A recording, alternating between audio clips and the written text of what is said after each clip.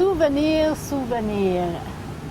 Monsieur Gérard Barbe est un citoyen de Témiscamingue et il y a plusieurs années qu'il demeure ici et il a fait plusieurs métiers. Bonjour, Monsieur Barbe. Bonjour, madame. Ça va bien? Ça va bien, merci, oui. Bon, je dis que ça fait plusieurs années, je compte pas de mentir, hein? Non. Je suis arrivé à Tilley quand on a déménagé. Moi, je suis natif de Fabre. Puis, on a déménagé à Tilley en 1946. Est-ce que c'est trop indiscret de vous demander l'âge que vous aviez à peu près? J'avais 8 ans. OK. Ouais, j'avais 8 ans. Puis, on a déménagé à Tilley. Puis, j'ai demeuré à Tilley avec mes parents jusqu'au temps que je me suis marié en 1959. Puis, en 1960, j'ai commencé la construction du motel La Canadienne. Puis, on l'a terminé en 61. Okay. Avant d'aller plus loin, M. Barbe, c'est parce que moi, je suis plus curieuse que ça. Oui. Ah oui. Moi, tant qu'à savoir les choses. Là. Oui. Bon, vous aviez 8 ans, vous demeuriez à Tilley. Oui. Est-ce qu'il y avait de l'électricité à Tilley? Non, à Tilley, dans ce temps-là, il n'y avait pas d'électricité. Il n'y avait pas d'eau courante, il n'y avait pas de renvoi d'eau non plus. On avait des puisards. Les gens se creusaient un puits où il y avait 3 puits que la compagnie Boot Lumber avait construits. Puis les gens pouvaient aller chercher l'eau là, c'était de l'eau potable, c'était de la bonne eau. Alors, je me rappelle l'année après que mon père a construit la maison, construit en 1946, il a construit un puits juste à côté de la maison, puis là, on avait l'eau courante dans la maison, avec une pompe, on appelait ça, là. Ah, là, on était moderne. Ah, ça avait moderne, on avait l'eau courante.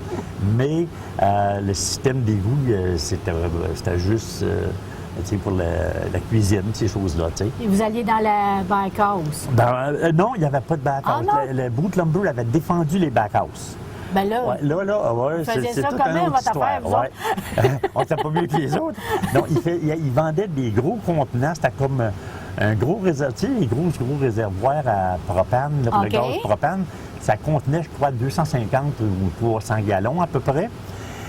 Tu mettais ça dans le sous-sol de ta cave, de ta bâtisse, avec un tuyau qui partait de la toilette, qui était un trou, puis qui descendait dans la cave, puis il y avait une autre place là, pour la vider, puis la compagnie vidait ça avec une pompe à gasoline, là. Il y avait une tank semblable dans un pick-up, puis il chargeait 5 $ pour vider ça. Il vidait ça à peu près 2 fois par année. C'est un peu comme maintenant, un peu comme les tanks il appelait ça des tanks, des toilettes chimiques. Des toilettes chimiques, OK. C'était le nom qu'ils avaient donné dans ce temps-là. Puis votre père, il travaillait à quel endroit? Mon père, lui, il travaillait à Boot Lumber. Puis l'hiver, il était contracteur. Il prenait des contrats dans le bois. Il faisait du bois de poêle pour la compagnie. Il faisait de la pulpe, puis des bio, tout ça. Puis ma mère, elle s'est partie en 48, elle a parti un petit restaurant. Il n'y avait pas de restaurant dans ce temps-là, elle a parti un petit restaurant. Puis ça a tourné comme un genre de dépanneur. Bon. Alors, puis ça a gardé ça jusqu'en 1959. Ah, mais quand même assez longtemps. Puis moi, j'ai travaillé pour Boot Lumber aussi. Quand j'ai eu 16 ans, là, ils nous engageaient chez Boot. Alors, j'ai travaillé 7 ans pour Boot Lumber. Puis je travaillais l'été au Moulin-Cy, dans la cour de la compagnie, la cour à bois. Puis l'hiver, j'allais commis d'un camp. OK. Alors, j'ai travaillé d'un camp, là, on mangeait du ballonné pour dîner, du lard salé pour souper. Puis le lendemain, il changeait le menu. Il mettait le lard salé pour dîner puis le ballonné pour souper. OK. C'est une grande variante. Grande variante. On sait que votre femme, Shirley, est cuisinière, elle est bonne cuisinière. Est-ce que vous l'avez rencontrée justement quand vous travailliez au camp?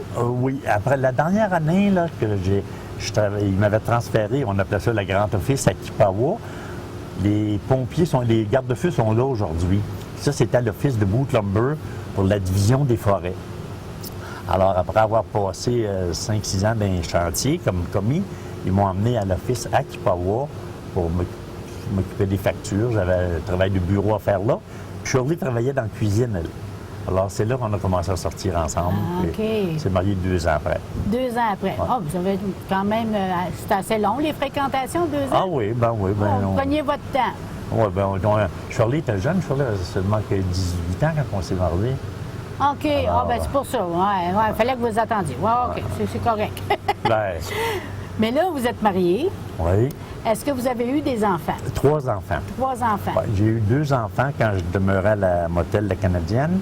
Puis Richard, j'ai Michel le plus vieux, Paul, puis Richard. Richard, lui, il est né ici à Témiscamingue. OK. Donc, là, vous êtes marié, mais est-ce que vous travaillez encore dans ce temps-là à Bootland? Oui, je travaillais chez Boot Lumber. OK. Puis j'avais loué un appartement chez mon beau-frère, Édouard Larochelle. On restait là. Puis, là, après, j'ai resté là 2 ans chez Édouard Larochelle, jusqu'à temps que je déménage au motel, en 61, là. Puis, je travaillais chez Boot Lumber. Mais à l'automne 60, la politique avait changé, puis dans ce temps-là, il y avait bien des jobs de politique, hein? Alors, ils m'ont offert une job de garde-chasse. OK. Puis, je vais être bien honnête, là, je connaissais absolument rien dans ça. OK. Je n'étais pas un amateur de chasse, puis je n'étais pas un gros amateur de pêche. En plus. En plus, là, tu sais, alors, j'étais pas brillant dans ça, là, tu sais, là. Mais ils m'ont offert l'emploi.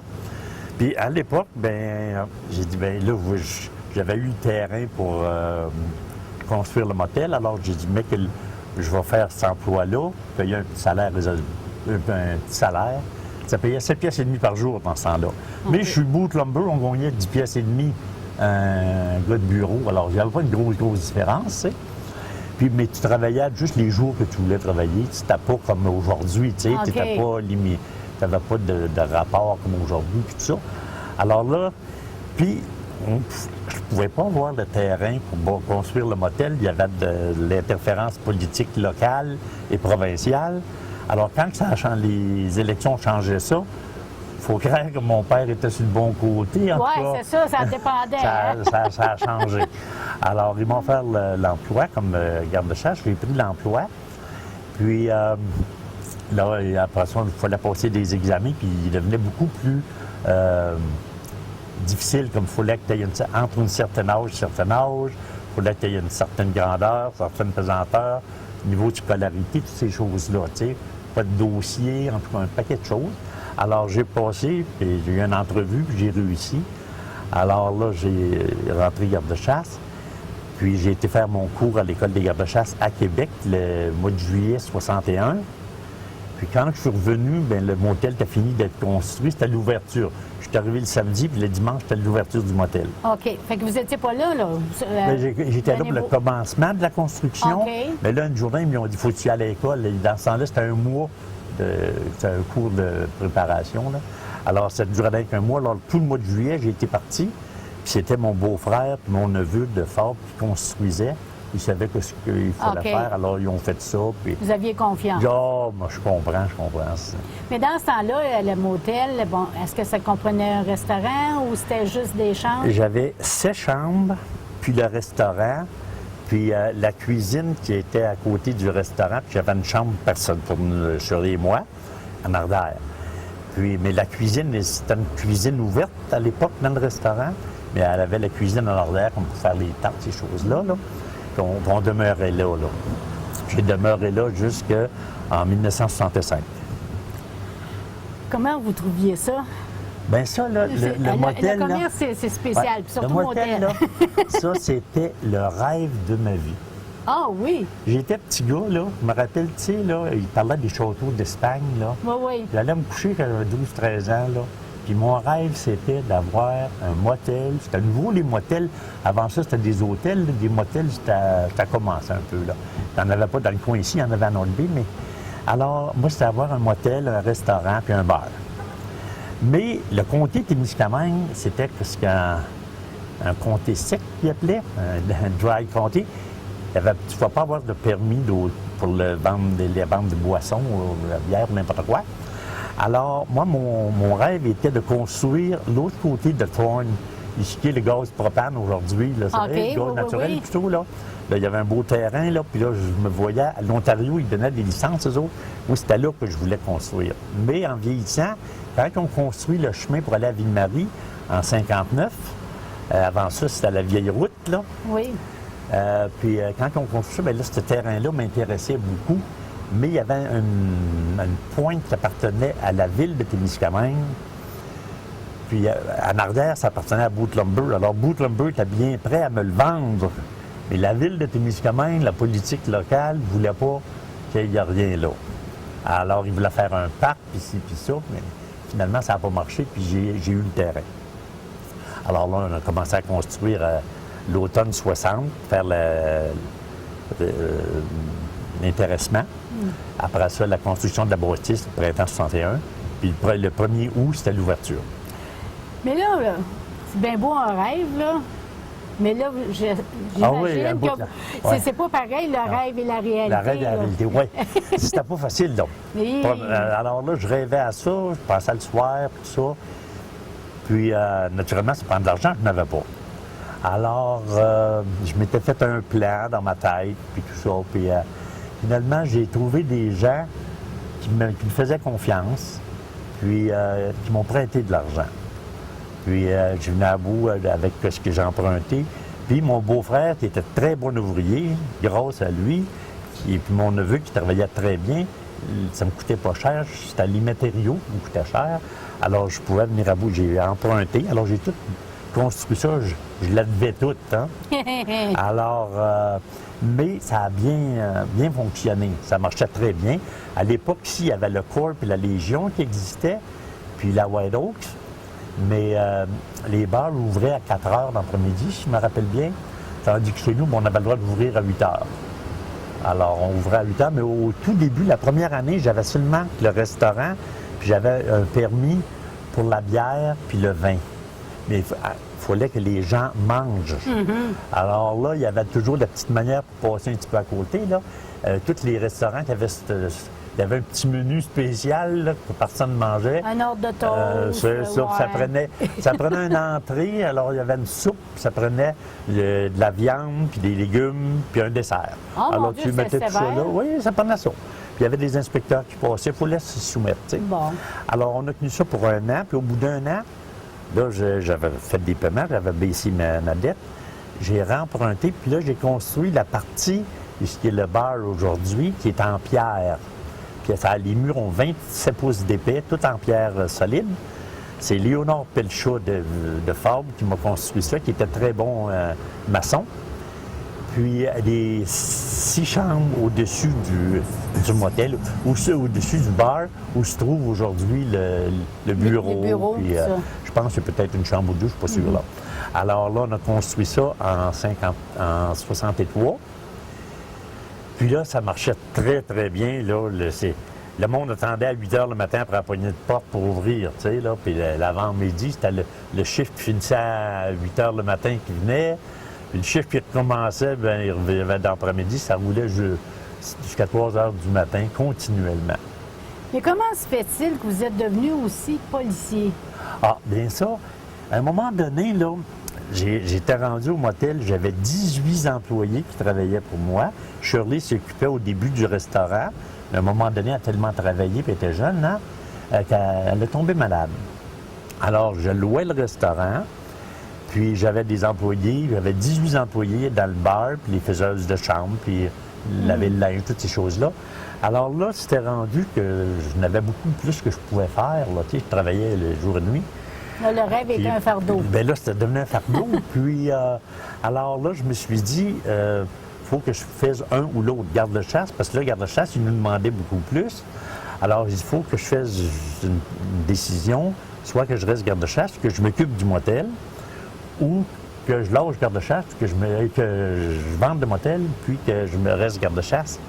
Puis il y avait un monsieur La Rochelle de T-Lake, Maurice La Rochelle, qui voulait bien avoir le motel. Puis Maurice, c'était pas un problème, de l'argent il n'avait. Alors, il m'a fait un offre qui était quasiment pas refusable. Alors, dans le mois de mars, j'ai dit, je vais prendre une décision. J'ai pris comme un mois pour y penser avec ma femme. Puis, je vends-tu ou je lâche le travail de garde-chasse. Mais là, garde-chasse, j'avais appris, puis j'étais bien heureux. Vous aimiez ça? J'aimais ça. J'allais travailler le matin, puis c'était un plaisir pour moi. Tu sais, puis toute ma carrière a été le même. C'était un plaisir. Alors là, après un mois de réflexion, là, je me suis dit, l'argent, ça fait bien les commissions. C'est bien le fun que tu vas magasiner. Mais ça ne fait pas le bonheur, parce que je connaissais bien des gens qui avaient beaucoup d'argent et qui n'étaient pas plus heureux, tu sais. Non, non. Alors, j'ai dit, je pense, si je suis heureux, garde-chasse. Puis, je ne me voyais pas travailler au bar jusqu'à 3 heures à tous les matins pour avoir une vie familiale. J'avais 2 enfants, là. Alors, je ne trouvais pas que c'était la meilleure chose pour une vie familiale, hein. Alors, j'ai vendu. Je me suis acheté une maison ici à Témiscamingue, que je reste encore dedans. Puis, alors, je me suis emmené à Témiscamingue, puis j'ai continué garde-chasse. Fait que j'ai eu toutes sortes de belles expériences comme garde-chasse. Puis au motel, que c'était bien difficile aussi, ça, il y a eu de la misère, ça. Il y avait des groupes de gens qui venaient. Puis dans ce temps-là, le monde aimait à se battre. Oui. Ça pouvait se battre pour une marché de gomme, tu sais. Voyons donc. Mais il y avait des groupes, hein. Un groupe de North Bay venait à Témiscamingue, il rencontrait le groupe de Témiscamingue. Puis ça m'a porté aussi un peu, parce qu'à un moment donné, là, c'est moi qui allais arrêter la chicane, pas parce que j'étais fort, parce que j'étais bon. Mais quand tu es le patron, j'avais plus de respect aux gens. Quand tu n'es pas à force, tu uses d'autres choses.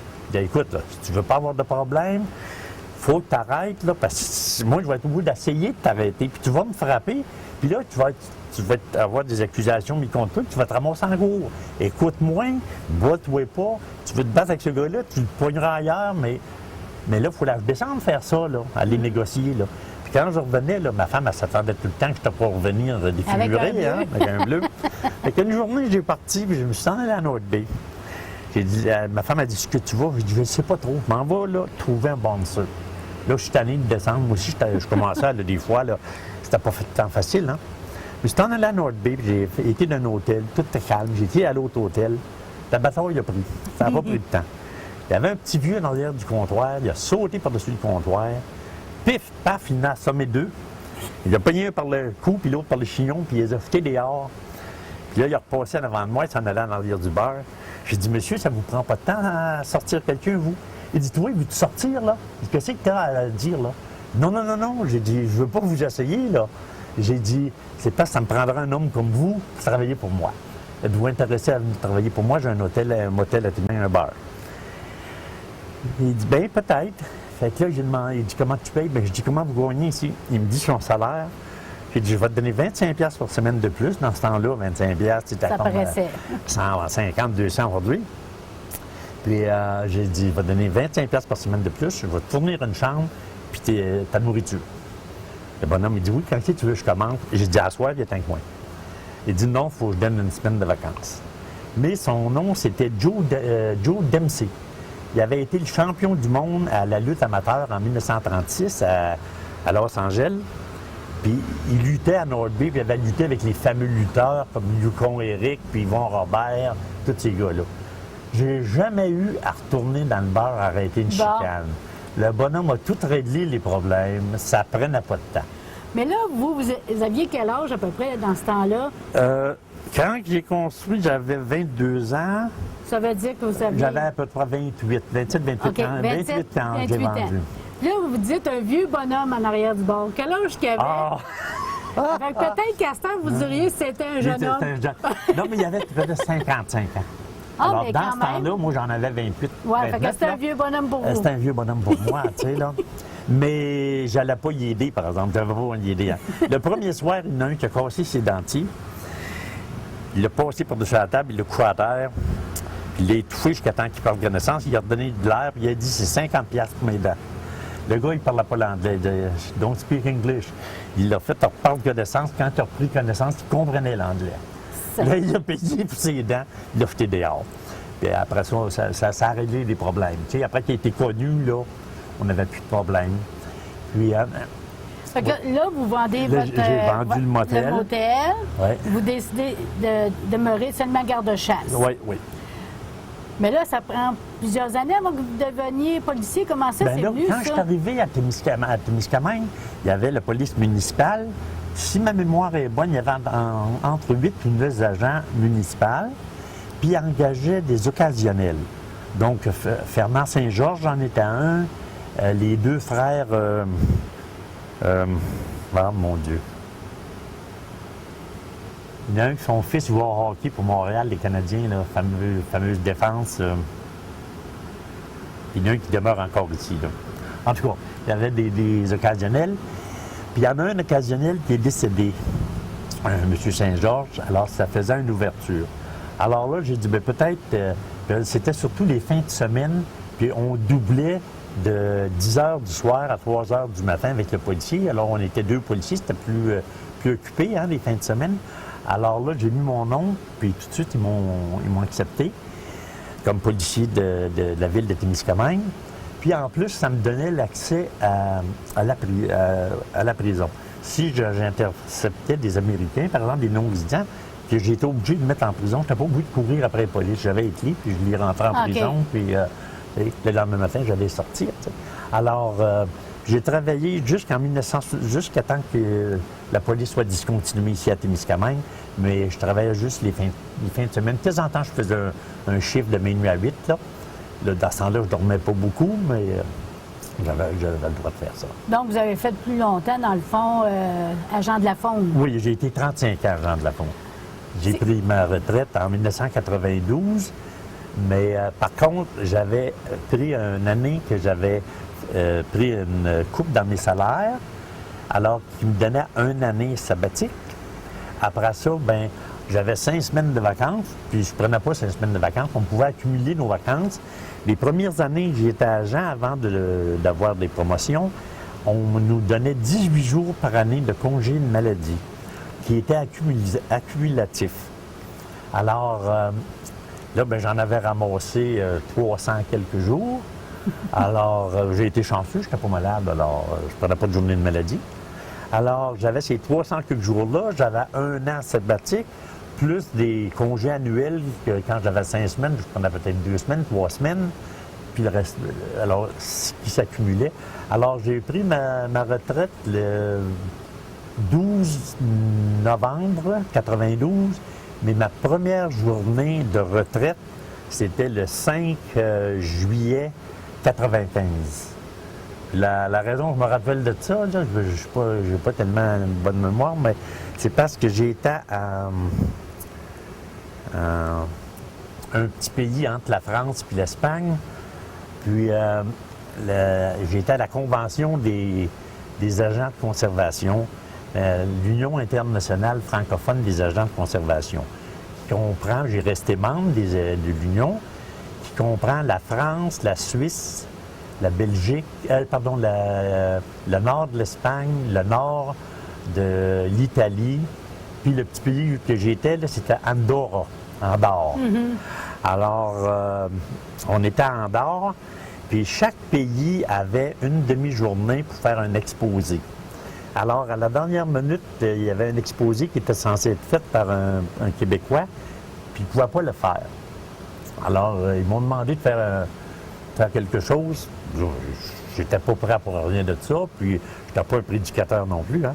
Alors, j'ai pensé de parler de préparer notre retraite. Alors, quand j'ai pris ma retraite en 92, en 93, j'ai été suivre mon cours d'agent immobilier. Puis, j'ai resté toujours près des agents de conservation. J'allais les voir, puis on a resté amis, on était une famille, tu sais. Alors là, j'ai préparé un discours là-dessus, puis c'était ça donnait bien, c'était mon première journée de vacances à ma retraite, mais ça faisait déjà 2 ans que j'étais à ma retraite, tu sais. Alors, j'avais parlé comment c'était important de rester avec nos actifs, puis faire d'autres choses. Puis comme agent immobilier, j'ai fait ça jusqu'à 2005. Puis à 2005, bien là, je vieillissais, là. J'étais pas vieux, mais je vieillissais. Alors, ça a commencé à m'inquiéter un peu. C'est parce que tu avais des grosses responsabilités. Alors que tu pouvais être poursuivi, puis bonjour monsieur. Puis tu pouvais être poursuivi, puis les amendes, c'est pas des petites amendes, c'était des 10, 20 puis 30 000 piastres d'amende. Alors, j'ai pas besoin, puis même faire une erreur, même si tu ne fais pas exprès, tu sais, là. Alors, M. Audette m'a demandé quand c'est que je pensais à me prendre ma retraite. Bien, j'ai dit, pourquoi tu me demandes ça? Bien, il dit, c'est parce que ça m'intéresserait. J'ai dit, prends ton cours, puis la journée que tu vas avoir ton cours, je te donne tous mes contrats, puis tu prendras ma place. C'est ça. Alors, c'est ça qui est arrivé, puis j'étais bien content, puis ça a été le fun, tu sais. Un souvenir, bon, si on parle à Jean de la Faune, bon, si on parle un souvenir dont vous avez eu peur, vraiment peur, parce que vous disiez au début, vous ne connaissez rien là-dedans. Est-ce que vous avez déjà eu peur? Oui, ah oui. Ah oui, non, il ne s'oublie pas, je le vois encore. Quand j'avais été chercher le bateau qui était à M. Roger Labrosse, qui était garde-chasse avant moi, Roger m'avait dit, Roger avait été très gentleman, il m'avait dit, il dit, Gérard, ce bateau-là est très dangereux. Et il dit, fais attention, tu peux te noyer avec ça. Il dit, il peut chavirer comme ordinaire. C'était ce qu'on appelait un skiff, là. OK. Alors, la première patrouille que j'ai faite sur le lac Kipawa, j'avais pris un cousin qui connaissait très bien le lac Kipawa, puis qui était très bon en bateau. Il a passé sa vie, il était de mon âge, mais il avait passé sa jeunesse en bateau. Il avait été élevé sur une île. Alors, on a pris le bateau, puis on a monté avant d'arriver à Hunter's Point. Puis là, il y avait une dizaine de bateaux qui pêchaient. Alors, j'ai dit au cousin, j'ai dit, veux-tu conduire le bateau? Parce que j'étais pas bien bon pour accoster. Je ne voulais pas les frapper le bateau. C'était insultant, se faire cogner, hein? Alors, lui a pris le contrôle. Alors là, j'ai fait les bateaux, vérifié les permis de pêche, puis tout ça. Tout a bien été, là. Puis quand on est venu partir, il dit, veux-tu continuer ou veux-tu conduire? J'ai dit, non, on conduit, toi. Puis on voyait Hunter's Point. C'était Hunter's Narrow qu'on appelle ça. Alors, j'avais enlevé mon sauvetage. Dans ce temps-là, les sauvetages, c'était des gros sauvetages blancs avec des cordes, là. Ça me gênait un peu. Le monde ne portait pas ça, des sauvetages. Mais moi, je nageais comme une roche, là, la tête dans le fond, et un marteau, les oreilles dans le fond. Alors, j'avais enlevé mon sauvetage, ça me gênait. Alors, on a parti, puis quand que le bateau, on appelle ça monter sur le step, là, le nez, il plantait. Il a fait ça. Puis moi, quand il faisait ça, ça me faisait peur, je connaissais pas ça. Je coupais le gaz. Alors, ça allait bien. Lui, il n'a pas coupé le gaz, puis le bateau virait en envers. Ah, château. Alors là, j'ai remonté en dessous du bateau, je me suis cogné la tête sur le siège. Ma femme était avec moi, puis sa mère, qui se trouvait être ma tante, était avec lui. Puis ma tante ne savait pas nager. Alors, lui, il a pogné sa mère. Mais moi, j'étais bien trop pesant pour ma femme. Ma femme savait nager, elle. Elle a nagé, s'est pognée après le bateau. Moi, quand j'ai remonté en dessous du bateau, j'ai eu peur. Je me suis donné une poussée pour redescendre, pour me repogner après le côté du bateau. Mais j'ai descendu trop bas. Puis quand j'ai remonté, je ne pouvais pas pogner le bateau. Alors là, je montais, puis je descendais, puis je montais, puis je descendais. Puis l'expérience, ça m'a fait ça, là. C'est pareil comme quand tu prends une bouteille, puis tu la mets dans l'eau. Tu sais, ça fait glou, glou, glou, glou, glou. Puis quand elle devient pleine, ça fait glou, là. Bon, mais ce glou-là, là, tu perds connaissance. Ben moi, en tout cas, je perdais connaissance. Puis là, quand je remontais à la surface, je prenais de l'air. Là, je reprenais mon idée. J'ai même pensé, j'ai dit, je pensais pas de finir mes jours dans le lac Kipawa, tu sais. Puis là, j'ai redescendu encore, puis en descendant, là, je veux pas dire que c'est un miracle, mais dans ma tête, là, j'avais... Ça va peut-être venir le cœur gros un peu, mais excusez-moi. Dans ma tête, j'ai vu mon petit garçon, Michel. Puis, je voyais sa figure, tu sais, là. Là, je me suis dit, faut pas que je meure. Je veux pas que mon petit gars ait de la misère, tu sais, puis qu'il soit orphelin, puis tout. Puis là, ça m'a donné le cœur, parce que je m'étais laissé aller, là. J'ai dit, tu te sens là, que tu veux mourir en paix, là, tu sais. Alors là, je me suis mis à me débattre encore. Puis j'ai remonté à la surface. Puis là, il y avait un monsieur qui était là, monsieur Bordelot. Puis monsieur Ducharme. Raymond Ducharme, qui avait pêché. Puis Raymond Ducharme savait que je ne savais pas nager. Puis monsieur Bordelot, à l'époque, il avait le bateau le plus vite sur le lac Kipawa. Il y avait un 60 force Alto, si je me rappelle bien. Puis ça, c'était comme aujourd'hui un 250, tu sais, là. Alors, Raymond a coupé la corde de l'ancre, parce qu'il était ancré. Puis Bordelot a parti le moteur, puis il dit, va pour Gérard. Puis Raymond Duchamp me voyait remonter à la surface. Mais là, quand il est arrivé ces lieux, là, j'étais sur l'eau. Alors, Raymond était dans la pince du bateau, qu'on m'a dit. Puis il m'a pogné, j'avais un broche-crotte dans ce temps-là, on avait les cheveux sur le long. Il m'a pogné apparemment par les cheveux, puis il m'a monté au niveau de l'eau, là. Puis là, il m'a pris par mon veston, il m'a sorti à la tête de l'eau. Puis là, il y a un autre bateau qui est arrivé, puis un type de béarn, dont j'ai oublié son nom, là, Réal Morin. Puis il disait comme 250 livres, mesurait 6 pieds 3, fort comme 2 jours. Alors, lui, apparemment, il m'a pogné par le collet, puis il m'a sorti complètement du bateau, puis il m'a assis dans le bateau de Bordelot.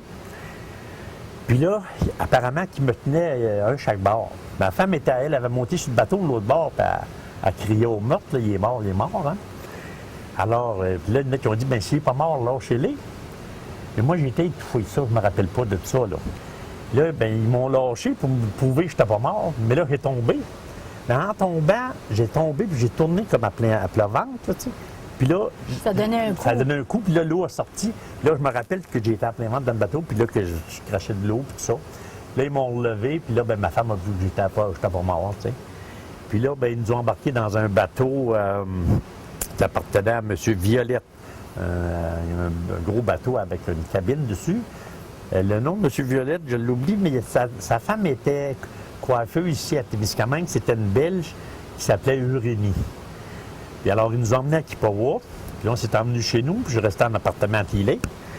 Alors là, le monde s'est mis à arriver. Puis là, il me dit, ben viens, c'est-tu vrai que tu n'as pas assez proche de te noyer?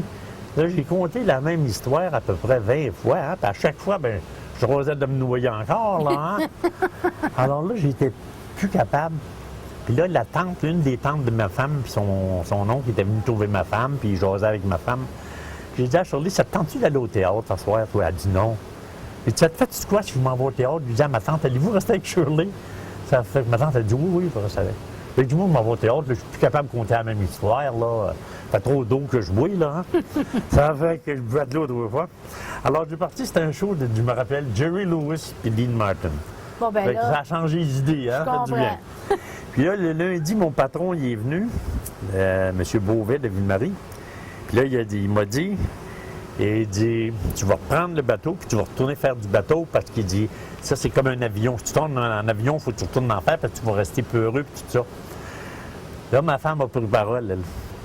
Elle a dit, elle a demandé à Monsieur Joe Larivière, qui était garde-chasse lui aussi, qui était avec le grand patron, elle a demandé à M. Joe Larivière qu'est-ce qu'il disait. M. de Larivière était bilingue, lui, alors il a traduit. Ma femme parlait pas anglais à l'époque, à français. Alors il a traduit à ma femme qu'est-ce qu'il m'a dit dire. Elle dit, dis-lui, là, he know what he can do with his boat. Il sait ce qu'il peut faire avec son bateau. Fait que là, moi, j'espérais qu'il ne dise pas, mais il a dit. Ça fait que là, M. Larivière a dit à ma femme, ne sois pas inquiète, il dit, on va aller vérifier le bateau. Si le bateau est dangereux, puis là, moi, j'y avais dit ce que M. Labrosse m'avait dit. J'ai dit, M. Labrosse avait raison. Alors, c'est un bateau qui avait 18 pieds, qui avait été coupé à 12 pieds. Alors, la partie plat en arrière n'était plus là, alors il était bien plus chavirant. Hein? Alors là, ben M. Larivière, qui était un homme avec beaucoup d'expérience, tandis que mon patron, il était un peu comme moi, il n'avait pas trop. Alors, M. Larivière est arrivé là, il a vérifié le bateau. Il a demandé à M. Beauvais, il dit, as-tu une hache dans ton char? M. Beauvais, il dit oui. Il dit, donne-moi tes clés. Il a pris les clés, il a été chercher la hache, puis il a pris la hache, puis il a tout cassé le bateau en morceaux. Ça a été fini. Ça a été fini le bateau. Alors, j'ai resté garde-chasse. Ça, c'est une peur que j'ai eue. Une autre peur que j'ai eue aussi, c'était pas la même chose. On descendait à Deux-Rivières. C'était Gilbert Vaillancourt qui était pilote. Cette valeur, vous ne pouvez pas lui demander aujourd'hui parce qu'il est mort. On demande au défunt tel. Mais il y en a un qui vit encore. Godefroy Beaulieu était avec. On était les deux garde-chasse ensemble. Il y avait un bateau qui partait de l'Ontario, qui s'en allait vers le Québec. C'était durant la période de chasse aux chevreuils. Alors, le bateau, il était à peu près au milieu de la rivière. Alors, quand il a vu venir l'avion, puis on volait à basse altitude, le bateau a fait un U, puis il a reviré pour s'en retourner en Ontario. Là, j'ai dit à M. Beaulieu, j'ai dit ça, d'après moi, c'est un gars qui s'en allait au Québec, ça, là. Puis il dit, garde, il a pensé que ça pouvait être des gardes-chasse, puis il se sauve en Ontario. Alors, il s'est retourné en Ontario, alors j'ai dit au pilote, j'ai dit, continue pour 2 minutes, puis au bout de 2 minutes, fin 190, puis on va remonter sur la rivière. Il dit, OK. Fait qu'on a descendu 2 minutes de temps, qui faisait 4 minutes avant de revenir. Alors, puis quand on a dépassé au-dessus du bateau, là, j'ai regardé en arrière, j'ai vu qu'il avait reviré, puis qu'il piquait pour le Québec. Alors, on a continué 2 minutes pareil, puis on est revenu. Puis quand on est revenu, il partait du Québec, puis il s'en venait vers l'Ontario. Puis avec 2 autres passagers dans le canot, là, j'ai dit au pilote, atterri. Quand on est venu pour amerrir, le conducteur du canot, il a ramassé sa carabine, puis il a tiré sur nous autres. Oh boy! J'ai vu la flamme au bout du canon, là. Puis, Si vous direz que j'ai pas eu peur, là, bien, je serais menteur. Ben, Parce que je pense que si j'aurais eu un 10 cents entre les deux cuisses, là, vous savez ce que je veux dire? J'aurais la reine d'Angleterre sur une fesse, puis j'aurais Blue Nose sur l'autre fesse. Alors, mais là, le pilote, le guide, il dit, qu'est-ce qu'on fait? J'ai dit, descends. Fait que là, il a descendu, puis là, j'ai sorti, puis j'ai sauté sa flotte. Puis à l'époque, j'avais une carabine, une M1. C'est la carabine, la fameuse carabine de la Deuxième Guerre des Américains. J'avais un magasin de 30 balles qui était semi-automatique, qui était vraiment... Alors là, j'ai crié au gars, j'ai dit, mets ton arme dans le fond du canot, puis si tu la reprends dans tes mains, je t'avertis, je tire. Je n'aurais pas tiré dessus, mais ça fait qu'il a mis son arme dans le fond du canot, puis là, on a été au canot. Là, j'ai dit au monsieur, j'ai dit, ah, t'as tiré sur une autre? Il dit, non, j'ai juste miré pour voir mieux dans son télescope. Puis non, t'as miré, mais il y avait de la flamme au bout du canon. Il dit, non, j'ai pas tiré. Il dit, embarque dans l'avion, on va aller au bord, on va se parler. Alors, il dit, non, j'embarque pas. Là, je me suis mis le pied sur le bord du canot, puis j'ai dit, t'as le choix d'embarquer sec, ou tu vas embarquer 30, puis c'est de valeur, tes chums, ils n'ont pas d'affaire à ça, là, puis ils vont être 30 eux autres ici. Alors là, les chums, ils ont dit, embarque. Alors là, il a embarqué, on s'en allé au bord. On a débarqué, puis là, je l'ai mis au courant, c'était à quoi? Pointer un arme, puis tirer. Même dans le code criminel, l'article 94 à l'époque du code criminel, juste pointer un arme, tu pouvais être pénible d'un emprisonnement jusqu'à 14 ans. hey, Puis tirer, mais c'était encore c'était la même chose, c'était la même article. Alors, j'ai expliqué ça bien comme il faut. Puis j'ai dit, là, je t'avertis, là, tu vas monter en prison. Puis j'ai dit, je vais fêter pour que tu aies la sentence la plus longue possible. J'aurais aimé ça qu'il me fasse des menaces, mais il m'en faisait pas. Je me sentais plus fort là, que la normale. Mais il était bien calme, il n'y avait pas de choix, on était deux. Alors là, il s'est mis à pleurer comme un enfant. Et il dit, excuse-moi, et il dit, si tu me mets en prison, il dit, j'ai 3 enfants. Puis il dit, mes gars, il dit, si je fais un grand long terme de prison, il dit, ma femme va me laisser. Il dit, mec, je retourne chez nous, j'aurai plus mes enfants. En tout cas, puis moi, à l'époque, j'avais 3 petits gars, moi aussi. Fait que j'ai dit, si je ferais une erreur, tu sais, là, je ne veux pas l'en faire, mais advenant que je ferais une erreur, je ne voudrais pas que mes enfants tombent orphelins puis être élevés par d'autres, puis ça. Ça m'a fait de quoi? Alors, je l'ai accusé tout simplement d'avoir été en possession d'un arme à feu au Québec. Je ne l'ai pas accusé d'avoir tiré sur une autre, d'avoir visé sur une autre. il était chanceux. Puis ça lui a coûté 50 pièces d'amende. Mais par la suite, est-ce que vous avez mis une veste de sauvetage? Ah, j'ai toujours porté ma veste de sauvetage. J'en avais des fois 2. C'est ça qui m'intriguait, moi. Ah oui. Puis je ne l'ai pas encore, hein? Ah ben, Je me l'avais acheté une petite qu'on pouvait mettre après la ceinture, puis tu faisais juste l'écraser, puis qui gonflait automatiquement. Ah, mais J'ai jamais eu à m'en servir, mais je portais aussi la veste, là, les ça ne doit grosses pas être vestes. trop sécuritaire, ça, cette affaire-là? Bien, c'était- Si vous calez comme une roche, là, je vous vois flotter avec... Oui, bien, avec ça, ben là, oui. le petit cas après, il y avait une Ah, poignée, OK. là, tu sais, là. Puis apparemment, ça venait gros comme ça. C'était il y avait une bonbonne dans ça. Ah, là, puis Kédélium, c'était ça doit, là. Kédélium, j'imagine, Ouais. là. Alors, j'ai jamais eu à m'en servir, mais j'étais bien content. Je voulais pas m'en servir non plus. Mais je portais ma veste, là, puis je portais des bonnes. Puis même quand on sorti les manteaux flottants, là, OK, tu sais, là, oui. je me suis acheté un manteau flottant. Alors, Vous avez eu à ça. Ah, hein? oh, Vous étiez équipé. j'avais eu ma leçon. J'étais Dans monté. des choses cocasses, vous m'avez déjà raconté que vous aviez presque élevé des petits ours. Ah, mon Dieu Seigneur. On a élevé toutes sortes de choses chez nous. Premièrement, ma Shirley, elle aime bien les animaux, hein. Ça fait quand des gens nous arrivaient avec quelque chose, un petit gibier qui était Blessé. malade, blessé, tout ça, Shirley les prenait, puis on essayait d'en avoir soin. Puis un jour, il y avait justement M. Drouin, il est encore ici, M. Drouin, il y a des camions, puis des pelles mécaniques, puis tout ça. Il était en train de nettoyer un emplacement pour mettre des billes de bois.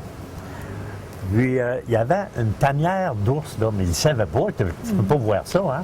Alors, malheureusement, il a passé sa tanière, puis il a tué la femelle. Alors là, il a vu ça. Alors, il regardait, puis il s'est aperçu qu'il y avait quelque chose qui grouillait un petit peu en dessous de La femelle. la femelle. Alors, il a débarqué, puis il y avait 3 petits oursons, à peu près ça de long. Alors, il a pris les 3 petits oursons, mais il ne voulait pas qu'ils gèlent, hein. Là, c'était au fret, c'était le mois de mars, février-mars. Alors, il a pris les petits oursons, il les a mis dans son camion, puis il a parti son camion, puis il a mis d'une boîte de carton en dessous de la chaufferette. Alors, les petits ours ont passé l'après-midi là, à chaleur. Puis le soir, quand il s'est en allé chez nous, il a arrêté chez moi, puis il a donné 3 petits oursons à ma femme. Alors, quand je suis arrivé de travailler vers 6 heures, elle est venue me rencontrer à la porte avec un petit tour. Puis un petit tour, c'est pareil quand ils sont petits comme ça, là. C'est la même chose qu'un petit chien, un labrador. Tu sais, les labradors noirs, là, la même chose qu'un petit labrador noir, là, ça de long, là. Puis, excusez. Mais quand il est arrivé avec ça, je t'ai pas dit, mais qui t'a emmené un petit chien, tu sais? Mais il y avait des griffes à peu près un pouce de long. J'ai dit, les chiens n'ont pas des griffes comme ça. J'ai dit, qui c'est qui t'a emmené des os? Puis elle pensait de me jouer un tour, mais à cause des griffes, ça aurait tenu les pattes dans ses mains, elle m'aurait joué le tour. Hein. Ça fait que c'était les petits, puis elle en avait 3. Alors là, ils ont gardé. Au début, on les faisait boire avec un compte-gouttes. Puis, on faisait préparait du lait avec un jaune d'œuf, du sirop de blé d'Inde, puis on faisait chauffer ça, puis on les nourrissait au compte-gouttes. Après ça, ils les ont nourris avec les poupées que tu faisais les enfants faisaient boire, là, une petite bouteille, là. On les a nourris avec ça. Puis jusqu'à temps qu'on allait les porter chez M. Pajot à Amos. Mais un soir, on les gardait d'une boîte de carton chez nous.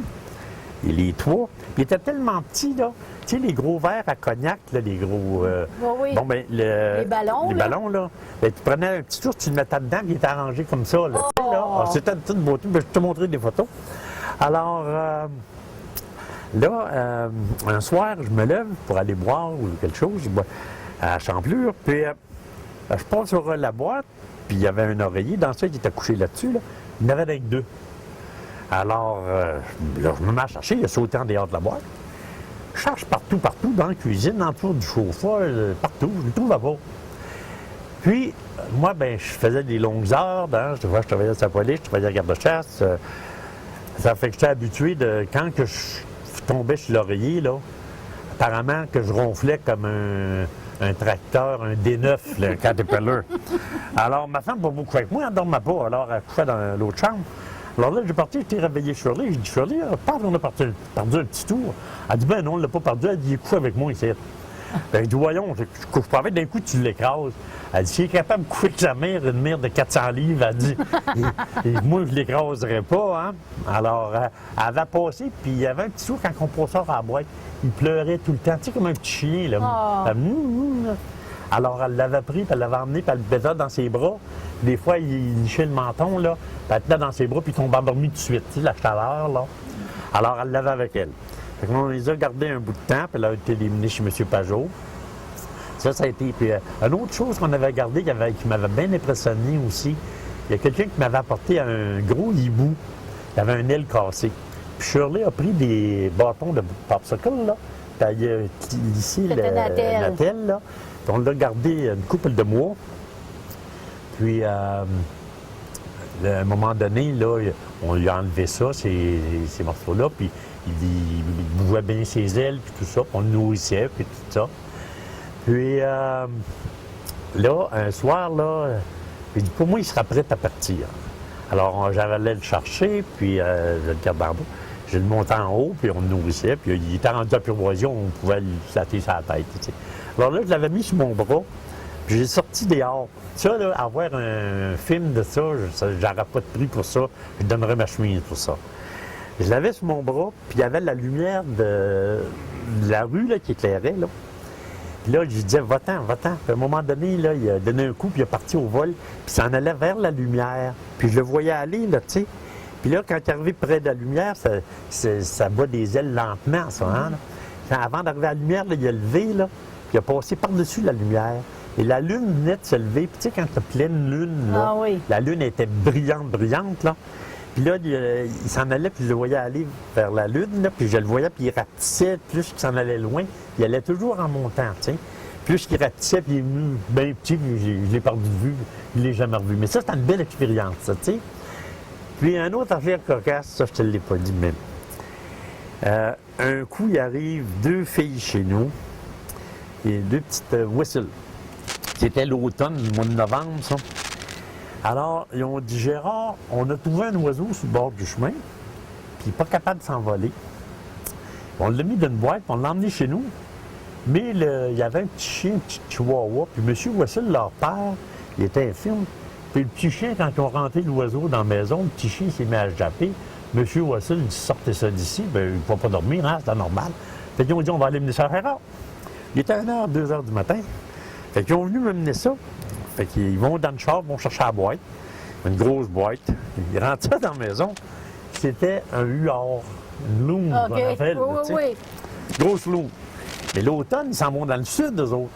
Elle a probablement été blessée ou quelque chose, elle ne pouvait pas voler. Alors là, je l'ai descendu dans j'avais un petit appartement dans la cave. Là. Je l'ai descendu en bas là, je l'ai gardé là. Là, le lendemain matin, quand Shirley s'est levée, bien là, on va regarder. J'ai dit, Shirley, il n'est pas question de garder ça. On ne peut pas garder ça. J'avais un petit appartement dans la cave. Elle dit, je vais lui faire une boîte pour regarder ça dans la cave. Puis j'ai dit, premièrement, ça sent mauvais, ça sent le diable. Puis j'ai dit, nourrir ça, ça se nourrit de poisson. J'ai dit, moi, je ne vais pas à la pêche pour nourrir ça. Je ne suis pas assez bon pêcheur pour commencer. Alors, là, je ne voulais pas. Elle dit, ah oui. Elle a été au magasin de meubles, elle a été chercher une boîte. Tu sais, les boîtes pour les frigidaires, là. OK. Là, elle a fait une boîte pour ça, pour lui faire une cave, le mettre dans ça. Parce que là, c'était l'automne, mais on dit, il ne peut pas partir. Alors, probablement, qu'est-ce qui est arrivé? Elle était sur un petit lac, le huard, puis là, c'était au moment où les petits lacs gelaient. Alors, pour moi, quand elle s'est sentie poignée dans la glace, elle a levé. Puis, il y avait elle avait atterri, là, sur la route 101. Elle voyait des lumières de char, je ne sais pas, en tout cas, elle a atterri. Puis, elle était sur le bord du chemin, puis les filles ont débarqué, mais ça ne marche pas. Ça se traîne une loune, hein? Ils l'ont ramassé dans le main, ils l'ont mis dans la valise du char, puis ils l'ont emmené. Alors là, elle a fait une cage, puis tout ça. Puis, elle s'était acheté un beau manteau. Shirley vendait les permis de chasse l'automne. Puis, il y avait une petite commission 50 sous pour un permis d'orignal, 25 cents un permis de chevreuil, puis une pièce pour les non-résidents. Fait qu'elle s'était fait quelques pièces. Elle s'était acheté un beau manteau Hudson Bay qui coûtait quelques cents dollars à l'époque, là. Qui était vraiment un beau manteau, c'est comme en laine, ça. Alors, elle avait mis son manteau, puis elle est revenue chez nous. Quand elle est revenue, elle avait été au magasin. Elle dit, veux-tu prendre une photo avec la loune? Alors, ça, c'est pas pour vous dire ça, mais peut-être qu'elle n'aimera pas ça, mais en tout cas, elle fera brûler mes toasts demain matin. Alors, après, je rouvre la boîte, puis elle prend la loune dans ses bras. Puis, là, elle a fait un dégât. Là, elle la tenait comme ça, puis moi, je me l'installe pour la poser avec mon camarade. Tout d'un coup, flouche, la loune s'est vidée, hein? Et puis là, elle ne s'en est pas aperçue, mais elle l'a senti, hein? Fait que là, on a serré à la loune. Fait que là, j'ai dit, tu vois qu'est-ce que ça sent? Et de la maison, on va sentir ça. On ne peut pas faire ça. Fait que là, elle dit, qu'est-ce que tu pourras faire? Bien, je dis, garde, la rivière Ottawa reste ouverte. J'ai dit, d'après moi, elle grouillait son aile n'était pas cassée. C'était peut-être quelqu'un qui avait peut-être tiré dessus une pellet de plomb là, ou quelque chose, ou elle avait tombé trop fatiguée, en tout cas. J'ai dit, je vais la mettre dans la rivière, puis j'ai dit, peut-être que dans quelques jours, elle va pouvoir partir. Alors là, elle était d'accord avec ça. Fait que j'ai parti, j'ai descendu aux dames, je l'ai mis au bord. La loune a parti à nager peut-être 200 pieds. Tu sais, qu'est-ce qu'ils font quand ils sortent le coup de l'eau, puis ils battent des ailes, là? Puis là, ils crient, là. Pareil quand ils disent bonjour, puis merci, là. Tu sais, là. Alors, elle a battu des ailes, puis elle m'a lâché 3 ou 4 cris, là. Puis elle a replongé, puis elle est partie, puis elle s'est en allée. Alors ça, mais ça, c'est pour ma femme, là, le côté que ma femme avait eu de « Ah, mon Dieu Seigneur! » m'a envoyé le manteau nettoyé. Ben, c'est ça. Donc, vous êtes enraciné ici. Vous êtes au monde ici. Mais... Ah non, mais c'est Témiscamingue, c'est mon chez nous. J'ai beaucoup voyagé. J'ai 60 pays de fête présentement que j'ai visités. Puis, les gens, quand j'ai pris ma retraite, il y en a qui me disaient, tu as vu des belles places, où est-ce que tu vas aller, mais que tu prennes ta retraite? Je disais, je vais aller à la plus belle place qui existe, c'est Témiscamingue. Pas aucune intention de déménager. Mais là, aujourd'hui, je trouve ça un peu plus dur, là. Pas de magasin, puis on avait une poule room, on avait je n'étais pas un joueur de billes, de quilles, ou de billes, mais un billard, mais il reste que, au lieu d'avancer, je trouve qu'on recule, là, Malheureusement, je n'aime pas dire ça, mais j'espère que ça va repartir, mais on ne peut pas se le cacher, hein. Je vois qu'en avant, on a un beau centre, par exemple. Au moins de Oui, ça, tu sais. une belle gare. Une belle gare, un beau musée, oui. Il faut apprécier ce qu'on a. C'est ça. Le reste, ça peut revenir. Mais il faut demeurer positif. C'est ça. Là, il va y avoir des investisseurs. Oh, il va en arriver. Il y en a qui vont faire comme moi. Ils vont emprunter le chemise pour bâtir ce qu'il faut. Il y en a qui vont avoir leur château d'Espagne. C'est ça. Mais je vous remercie beaucoup. Oh, j'espère que vous continuez encore à apprécier Témiscamingue. Vous allez demeurer encore ici parce que vous allez voir, ça va s'améliorer. Oh, ça va placer. Oh, il y a peut-être une chose que j'ai faite dans les causes que j'ai faites, peut-être. OK, oui. Si ça vous... Non. C'était une cause qui s'est adonnée comme ça.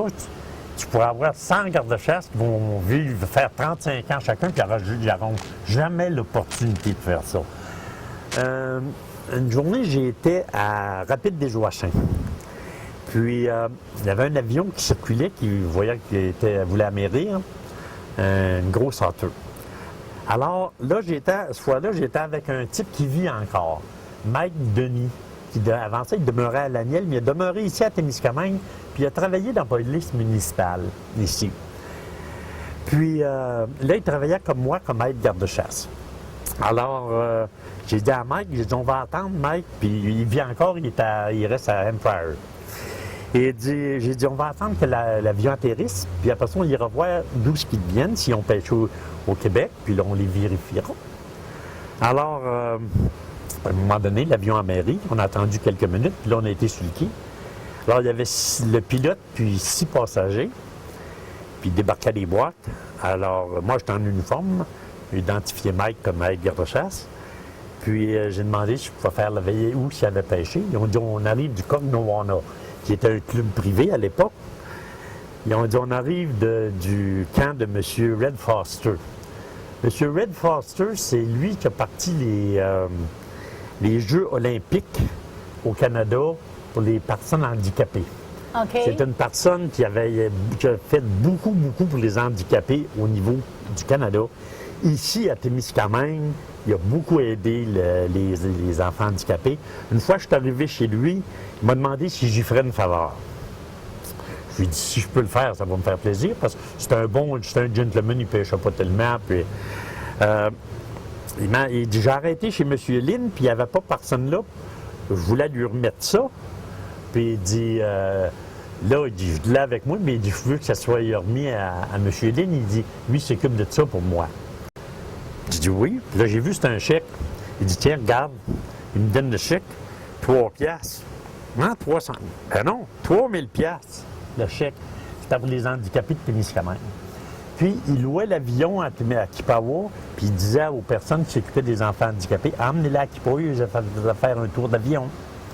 Okay. Puis, alors, il avait donné pour ici, à Témiscamingue, il avait donné un chèque de 3000 piastres que j'ai remis à M. Lynn, que M. Lynn a remis au groupe pour les enfants handicapés. Alors, ces gars-là venaient de là. Alors, j'ai dit, comme ça, vous pêchez au Québec, j'ai dit, je peux-tu vous... Puis vous voyez, il y avait des boîtes, puis c'était marqué le nombre de poissons qu'il y avait sur chaque boîte. Alors, avec leur nom. Alors, j'ai dit, je peux-tu vérifier vos permis de pêche? Ils m'ont dit, certainement. Ils m'ont tous sorti leur permis. Alors, là, j'ai pris une boîte, j'ai dit, si vous permettez, je vais compter vos poissons. C'était marqué 13 truites grises, puis 2 mouchetés, puis, ou 3 mouchetés, puis dépendant de la boîte, avec le nom du gars. Puis il y avait toutes 13 truites grises de marquées. J'en compte une, il y avait 13 truites grises. Les gars disent, pas obligé de compter les autres, ils ont toutes la même chose. J'ai dit, oui, mais vous êtes tous en infraction. Ouais. Ben oui, vous avez le droit d'un cassis. Ah, ben, j'ai dit, là, vous êtes en infraction. Puis là, j'ai pas le choix, messieurs. Mais j'ai dit, il faut que je saisisse votre poisson. Puis, vous avez une amende à payer, vous allez payer une amende. Alors, quand c'était des non-résidents, on pouvait collecter l'amende, on avait certains pouvoirs, on remettait ce qu'on appelait un reçu officiel. Mais quand c'était quelqu'un qui était, on faisait le rapport d'infraction, puis Québec envoyait une infraction. C'était quelqu'un que tu savais qui était qui revenait au Québec, quelque chose ici. Alors, là, il y avait 2 types. Ils ont sorti leur portefeuille, puis ils ont sorti chacun une carte. Ils m'ont remis chacun leur carte. Je regarde ça. Ambassade de Russie. Un, c'était l'ambassadeur de Russie, puis l'autre, c'était son secrétaire. Je me rappelle de son nom. Les autres, c'était des gars importants, mais je ne me rappelle pas de leur nom du tout. L'ambassadeur de Russie, son nom était Anatole Ivanstov. Alors, j'ai dit, messieurs, j'ai dit, y en a-tu d'autres qui sont des attachés d'ambassade ici? Ils ont dit non. J'ai dit, messieurs, j'ai dit, j'ai aucune juridiction sur vous. Vous pouvez prendre que ce qui vous appartient, puis vous en aller. Vous pouvez même me dire des bêtises, puis je vais vous laisser aller, puis je vous en voudrai pas. J'ai dit, j'ai pas de juridiction. Mais, j'ai dit, par contre, je vois que vous êtes de la Russie, puis je sais qu'en Russie, je ne voulais pas les perdre, moi. J'avais un petit orgueil. Si je peux dire, dans ma vie, j'ai fait payer l'amende aux Russes, tu sais, là. Pas parce que je les aimais pas, là, j'avais rien contre eux autres, mais tu sais. Alors, ça fait quelque chose à parler, hein. Alors, j'ai dit, on me dit qu'en Russie, c'est bien égal. J'ai dit, si vous êtes d'accord, vous avez commis la même erreur que ces gens-là. Je ne dis pas que vous le saviez, là, mais j'ai dit, vous aviez des livres de règlement. M. Foster, il y en a une pile de livres de règlement. J'ai dit, c'est à vous autres de le savoir. Si vous allez avoir les mêmes traitements que ces 4 autres personnes-là. Les 4 autres personnes, l'autre, c'était le vice-président d'Air Canada. L'autre, c'était le président du Toronto Daily Star. Puis les 2 autres, quand j'ai demandé leur occupation, ils m'ont dit Labour. Mais je suis certain que ce n'est pas eux autres qui ramassaient les poubelles à Toronto. Mais je n'ai pas posé de questions plus que ça, j'ai marqué Labour, hein? Journalier, tu sais. Alors, excuse, des fois, je dis mon anglais, là, mais... Alors, là, le gars, il dit, ouais. Il dit, qu'est-ce que tu vas faire du poisson? Qu'est-ce qui va arriver de notre poisson? J'ai dit, le poisson qui va être saisi ici, demain, il va être à l'orphelinat Saint-Joseph de Hull. J'ai dit, un garde-chasse, si je dis ici, on est dans le comté Pontiac. Moi, je travaille dans Témiscamingue. Mais quand je suis dans Pontiac, que je saisis quelque chose qui est mangeable, que ce soit du chevreuil, de la perdrix, du poisson, j'ai dit, le garde-chasse d'ici, lui, il l'amène à son chef de district, puis eux autres donnent ça. Puis il y avait un orphelinat à l'époque, l'orphelinat Saint-Joseph, qui était sur le boulevard Saint-Joseph. J'ai dit, il va mener ça là. Là, le Russe, il dit, OK. Il parle anglais, naturellement, il dit, treat me as a Canadian. Il dit, c'est bien, je vais vous traiter comme les Canadiens, c'est égal pour tout le monde. Alors là, je remplissais les formulaires, il y a un paquet de formulaires à remplir, hein. Alors, à un moment donné, il me dit, si tu serais en Russie, là, il dit, sais-tu ce que tu serais demain matin? J'avais une réponse pour lui, mais je ne la dirais pas. Ouais. Hein. Il avait été poli jusqu'à date, puis ça fait qu'il dit... J'ai dit non, j'ai aucune idée. J'ai dit, je connais pas la Russie. J'ai dit, j'aimerais bien ça y aller un jour, mais je connais pas la Russie. Il dit, tu serais sur le train pour la Sibérie. Alors, les autres, les Canadiens étaient là, ils ont bien ri de ça. Je pense qu'il avait peut-être pris un petit peu de vodka avant d'embarquer dans l'avion, parce qu'il y avait une bonne humeur. Tout le monde en riait, tu sais. Alors... parle, puis remplit tous les papiers. Après que j'ai eu fini, alors, je donne la main, puis je dis, je m'excuse, on s'est rencontrés dans de pareilles circonstances, mais je dis, moi, c'est mon travail. Puis si je ne fais pas mon travail, c'est un autre qui va le faire, puis il ne sera pas mieux. Il va faire la même chose. J'ai dit, ça aurait été plus plaisant de se rencontrer dans des meilleures circonstances, mais j'ai dit, peut-être qu'un jour, on se rencontrera.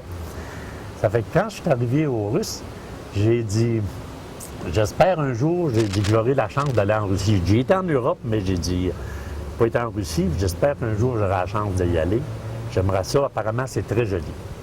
Et il dit, bien, tu as toutes mes coordonnées, là. Tu as mon numéro de téléphone, tu as mon adresse, tu as tout ce qu'il faut. Appelle-moi, écris-moi une lettre, et je vais t'envoyer un billet immédiatement. Ça ne te coûtera pas un sou. Il dit, ah oui? Mais là, il m'avait parlé de la Sibérie, là. Il dit, moi aussi, je peux en pousser une petite, là. J'ai dit, mon billet, est-ce qu'il va être one-way ou return? Il dit, one-way.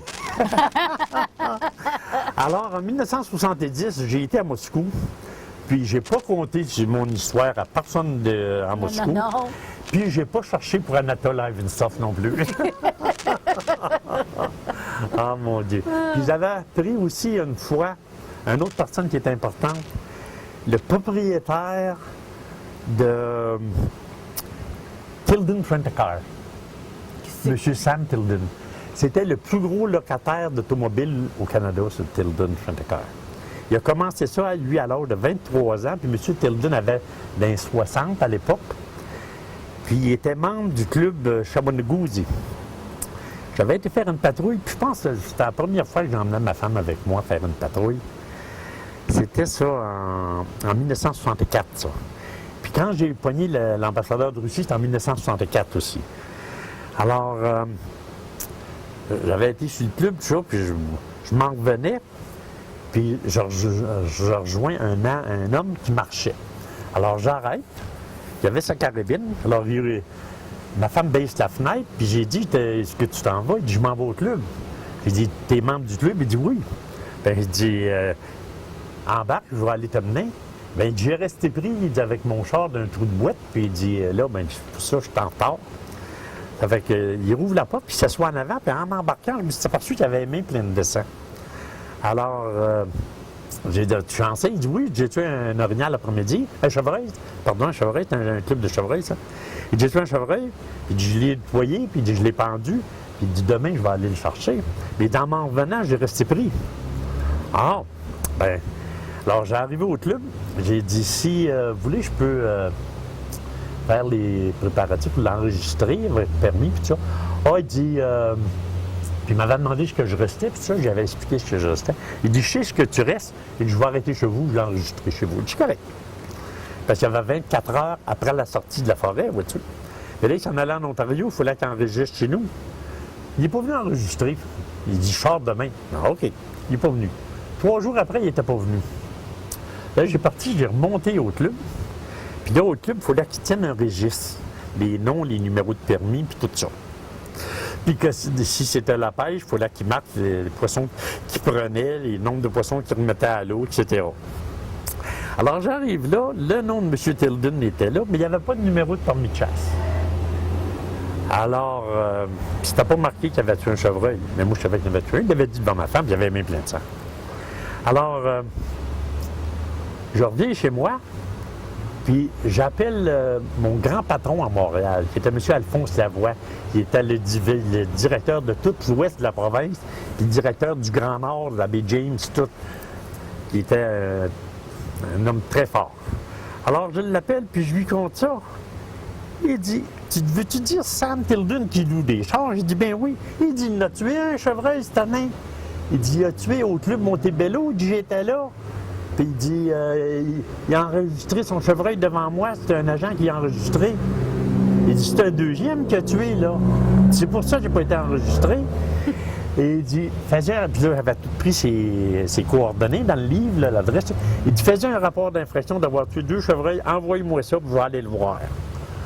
Alors, je fais un rapport d'infraction, comme de quoi tu n'avais pas venu. J'ai écrit toute l'histoire là, dans mon rapport d'infraction, puis j'ai envoyé ça à mon patron. Mais lui, il connaissait Sam. Puis, en plus, M. Lavoie était un grand ami du fils de Sam Tilden, mais le fils puis le père, ça ne marchait pas. Bon. Ni un ni l'autre, ils ne se parlaient pas. Alors, là, ben, il a été voir Sam, puis là, il dit à Sam, t'as tué un chevreuil au Shawinigan? Puis là, il dit compte tout. Le garde-chasse qui t'a embarqué avec sa femme, puis ta. Fait que là, Sam Tilden a plaidé coupable. Là, il a écrit une lettre au ministre. C'était le ministre Gérard D. En tout cas, de la Gaspésie, je pense. En tout cas, il a écrit une lettre au ministre. Puis là, mon patron me dit, Gérard, il dit, monte à Ville-Marie, je viens d'avoir une lettre du bureau du ministre, du directeur général, qui vient du bureau du ministre, puis il dit, viens, monte au bureau, il dit, as-tu des rapports à emporter? Je dis, oui, des rapports de fait. Viens m'amener ça, puis je veux te voir. Ah! Alors là, je monte à Ville-Marie, puis à haute, j'étais un peu, je me posais les questions. Alors j'arrive à Ville-Marie, puis il me montre ça. M. Tilden avait écrit au ministre pour le féliciter du choix de ses jeunes agents, qui avait été intercepté par un agent au Témiscamingue, puis il marquait mon nom. Puis que même s'il avait commis une infraction, qu'il ne voulait pas faire une infraction, mais il était coupable, mais qu'il avait été tellement bien accueilli, puis il avait été respectueux, puis en tout cas, un paquet de choses, là, que ça avait été pour lui une expérience, puis il s'excusait d'avoir causé ce trouble-là, mais que toutes des fleurs, j'ai dit, le pot doit être à la veille d'arriver, mais non, il ne m'a pas lancé le pot. il m'a envoyé par la poste une carte de crédit Tilden pour louer des chars, si je voulais louer des chars. C'était une carte pour que je pouvais louer des chars gratuitement, là, tu sais. Ah, ouais. Je m'en suis jamais servi. Mais une fois, j'étais à Winnipeg, puis il y avait une agence Tilden, là, puis j'ai été avec ma carte, puis j'ai demandé si je pouvais utiliser cette carte-là. Il m'a dit, bien certain, c'est une carte complémentaire, là. J'ai dit non. J'ai été louer un véhicule de Hertz. J'ai pas loué de Tilden. Je ne m'en suis jamais servi, mais le gars à Winnipeg m'avait dit que je aurais pu m'en servir. Je l'ai encore, Shirley l'a gardé comme souvenir. Comme souvenir. Ouais. Ah oui. Mais tu sais qu'il a été un plaisir de travailler à Témiscamingue. Il y a une chose que je tiens à dire, j'aurais dû le dire même au commencement. Témiscamingue, là, si ça n'aurait pas été une place comme Témiscamingue, peut-être que je n'aurais pas fait 35 ans, regarde ça, 32 ans. Là. Témiscamingue, c'était une place exceptionnelle.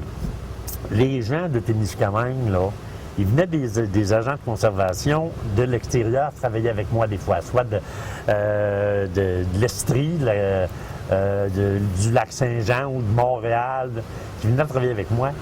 Puis ils n'en revenaient pas comment que les gens étaient collaboratifs ici. Tu sais, tu voyais venir un char dans le temps de la chasse. Je me sortais le bras, je faisais signe d'arrêter. Le char arrêtait, je débarquais, bonjour, bonjour. Puis, tu as chasse-tu l'orignal? Ben oui. As-tu vu des traces? Peux-tu voir ton permis? Il sortait le permis. Chez nous, ça ne marche pas de même. Ils passent direct, il faut courir après eux autres à 80 000 à l'heure, les arrêter. Puis, moi, j'ai jamais eu ces problèmes-là, tu sais, là, ou pratiquement jamais. Puis, les gens, tu sais, ils étaient tous collaboratifs, polis. Alors, c'était un plaisir de travailler d'une place comme ça, là, tu sais. Après ça, bon, on avait... t'avais beaucoup de touristes non résidents. Puis on avait le monde local, puis du tourisme québécois, là. Dans une grosse variété. On avait beaucoup de gibier. Tu avais de l'orignal, il y avait du chevreuil à l'époque. Après ça, les animaux à fourrure, c'était très bon. Alors, c'était bien plaisant de travailler. Et après ça, quand ils m'ont donné une promotion, ils m'ont envoyé des hommes. Puis j'ai été chanceux d'avoir des vrais bons hommes. On était une famille entre nous autres. Tu sais, là, à Noël, ils venaient souper chez nous, puis on allait souper chez... Chaque agent faisait son pas des fêtes, puis les femmes s'accordaient, c'était comme une famille. Ma femme était comme le maire, puis moi, les petites filles, je les appelais toutes mes petites filles, puis, puis les gars, c'était mes gars, puis... fait que c'était plaisant de travailler avec des gars comme ça. Puis j'ai eu la chance, les gars de l'Abitibi, j'ai eu la chance d'avoir des gars qui étaient voulants, travaillants, puis intelligents. Juste pour donner un exemple, Gaétan Galarneau, il est devenu le grand patron pour toute la région de Québec. Autrement dit, s'il aurait été dans la région du Nord-Ouest, il aurait été mon patron. Ghislain Brunet, qui a marié une petite fille de Témiscamingue ici, il est venu le grand patron de la Gaspésie, de toute la Gaspésie, Bonaventure, toute. Alors, même titre que Gaétan Galarneau. Après ça, il a pris un transfert et s'est envenu à Rouen comme patron de toute l'Abitibi-Témiscamingue. Il a fini sa carrière à Rouen. François Dessureau, qui était un très bon joueur de hockey ici, les personnes plus âgées se rappellent de lui. Il a remplacé Ghislain Brunet pour grand patron en Gaspésie. Puis ils ont tous adoré travailler à Témiscamingue. Puis ils disent tous que les plus belles années de travail, c'était à Témiscamingue. Il y avait beaucoup de gens, puis ils faisaient un bon travail, puis tu sais, là, on avait beaucoup de plaisir ensemble. Puis, c'était vraiment bien, là, tu sais. Alors ça m'a aidé à avoir une belle carrière, tu sais. On est tous restés amis, je communique avec eux autres par téléphone, puis tout ça, puis ils viennent me voir s'ils passent dans le coin. Pierre Bouffard, qui était ici, il est venu patron à la Ville-Marie. Harold Erickson, il est encore patron au nord de Hull, Maniwaki, c'est lui qui est le patron de Maniwaki. En tout cas, il y en a seulement qu'un, puis parce qu'il ne voulait pas, il a mal, lui, le travail d'agent. Mais Justin Daniel Labbé, il est venu le patron à Val-d'Or. Ils ont tous pogné des promotions. C'est parce qu'ils faisaient leur travail, tu sais. Fait que ça va bien travailler avec des gars comme ça, tu sais. T'as pas besoin de... C'est ça. Fait que dans le fond, vos racines, puis votre famille et vos amis, c'est ici. Ah oui, oh, oui, Témiscamingue. Ah oui, non, Témiscamingue. Même si on n'a pas de magasin, là, je suis capable d'en trouver, puis... On c'est prend pas l'auto. ça qu'on va faire. Oh, Tout de oh, suite. oh, On va passer en Quand je suis capable de conduire, là. Puis, non, Témiscamingue, je suis bien heureux. Puis, le monde, tu sais, j'ai pas eu de... À ma connaissance, là, moi, je n'ai pas d'ennemis. Si j'en ai pris qui est en infraction, je n'en ai pas voulu. Puis, je pense pas que il y en a peut-être qui ont eu une petite rancune, mais le monde me parle, puis j'ai jamais eu de reproches ou de choses comme ça. Je considère les gens comme mes amis, tu sais, puis je suis bien heureux ici, puis le monde est bon pour moi, puis je suis bien content. Donc, je m'en irai pas ailleurs. Fait que donc, cet été, vous allez continuer à demeurer ici? Ah oui, Ouais. je comprends. Ah non, j'ai acheté mon lot, là, il se promène pas de train, là. Bon. En tout cas, Mais, c'était mon plaisant. Dieu, Je vous ma remercie beaucoup. ma femme, par exemple, avait fait un choix pour sa pierre tombale. Oh, Puis là, elle m'a fait changer ça. Parce que je là, elle aime bien faire la cuisine, hein? Puis, alors, elle dit, ma pierre tombale, parce qu'il y en a qui font mettre des choses, tu sais, comme Amy Turner, ben, il a mis un orignal, puis sa femme, il a la fouine, il a mis une fouine, tu sais. Alors, dis-moi, mettre un chaudron puis une cuillère, tu sais. OK. Puis, là, à un moment donné, elle a vu quelqu'un à la télévision qui cognait sur des chaudrons avec une cuillère. Elle a dit, fais bien certain que ça va pas sur ma pierre tombale, ça. Elle a dit, je veux pas qu'ils pensent que je suis cette personne-là. Alors, on mettra pas le chaudron par la cuillère. Non. Non, on est bien à Témiscamingue, puis c'est une belle place. Alors, je suis bien heureux ici. Alors, merci Merci à de vous. l'avoir rencontré. Puis passez encore de très belles années ici. Ben, merci beaucoup, j'espère. Puis c'est en jasant avec les gens comme ça qu'on apprend à connaître notre place. Ben, en tout cas, des gens qui aiment Témiscamingue, ils ont raison parce qu'on a des beaux souvenirs, puis c'est une belle place pour vivre. Merci encore. Bon, OK, merci, bonjour.